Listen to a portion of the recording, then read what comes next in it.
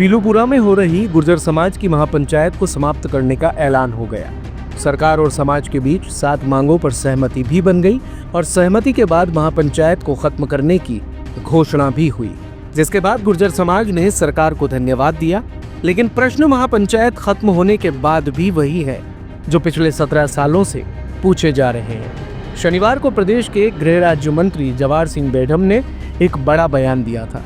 उन्होंने कहा था कि मुझे लगता है इस आंदोलन में राजनीति घुस गई है।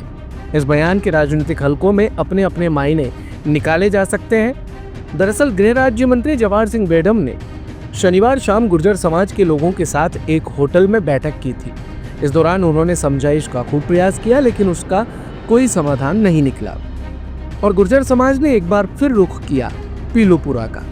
पीलूपुरा वो इलाका है जहां कर्नल बैंसला की छवि मजबूत भी रही और छाप भी।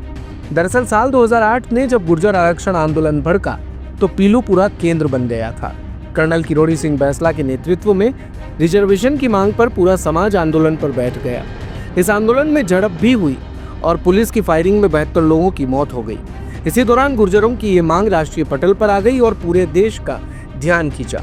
साल 2008, 2010, 2015 और 2019 में गुर्जर आरक्षण आंदोलन के प्रमुख केंद्र पीपलखेड़ा पाटोली यानी आगरा रोड, मेहंदीपुर बालाजी और मलारना डूंगर यानी सवाई माधोपुर, खुशहाली दरा, खंडार भी आंदोलन के प्रमुख केंद्र रहे।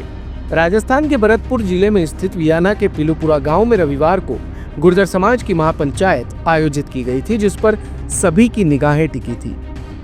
इस महापंचायत का नेतृत्व बीजेपी नेता विजय बैंसला कर रहे थे, जो गुर्जर आरक्षण संघर्ष समिति के अध्यक्ष भी हैं। उन्होंने वर्तमान बीजेपी सरकार पर भी आरोप लगाए कि वो भी पिछली सरकारों के समझौतों पर अमल नहीं कर रही। उन्होंने मुकदमों की वापसी न होने और केंद्र से संबंधित मांगों पर राज्य सरकार की निष्क्रियता पर नाराजगी जताई। ये महापंचायत इसलिए भी अहम मानी जा रही थी क्योंकि इससे पहले समाज और सरकार के बीच किसी प्रकार की बातचीत नहीं हुई थी।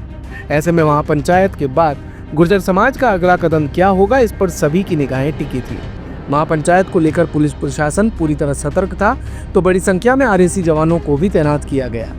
महापंचायत स्थल से Delhi Mumbai railway track 200 metre की दूरी पर था और सबसे बड़ा सवाल यही बना हुआ था कि क्या महापंचायत के बाद गुर्जर समाज के लोग शांतिपूर्वक घर लौटेंगे या एक बार फिर से रेलवे ट्रैक पर बैठकर आंदोलन की राह चुनेंगे।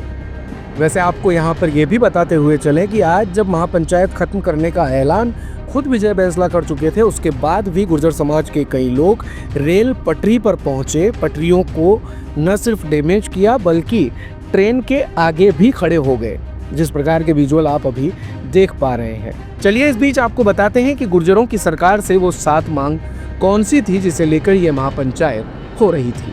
इसमें एमबीसी कोटा को संविधान की 9वीं अनुसूची में शामिल किया जाना सम्मिलित था। पिछले आंदोलन में हुए समझौतों का उचित क्रियान्वयन, गुर्जर समाज को सरकारी नौकरियों में 5% का लाभ दिया जाना, देवनारायण योजना को प्रभावी तरीके से प्रदेश सरकार द्वारा लागू किया जाना, आंदोलनकारियों के खिलाफ पुलिस मामले वापस लिया जाना, पिछले आंदोलन में मारे गए लोगों के परिजनों को अनुकंपा नियुक्ति और एमबीसी के लिए रीट भर्ती के तहत 372 पदों को पूरा किए जाने की मांग शामिल है। देखते रहिए भारत कवरेज। दिन भर की सारी अपडेट्स के लिए सब्सक्राइब करें भारत कवरेज को और हाँ, बेल आइकन दबाना ना भूलें ताकि आप रहे अपडेटेड हमेशा।